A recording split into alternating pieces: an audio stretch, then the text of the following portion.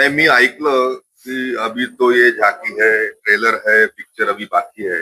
या सर्व संदर्भामध्ये सुगावा लागता असं वाटतं की आपण जसं म्हणताय की काही आमदारांना इकडे महायुतीमध्ये आणण्याचे प्रयत्न.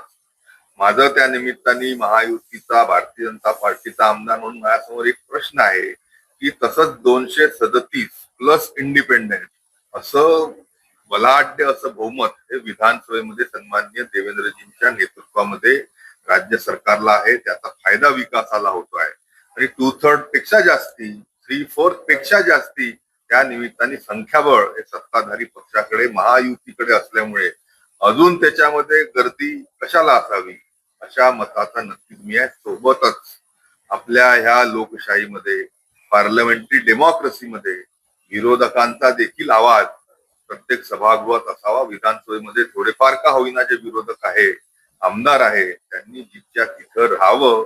इथं येण्याची कृपया करून काही आवश्यकता आहे असं मला वाटतं. अनावश्यक गर्दी, अति तिथे माती असं जे म्हणतात, ती कशाला हवी? शेवटी विकासाच्या निधीमध्ये विभागणी अजून जास्ती कशाला हवी?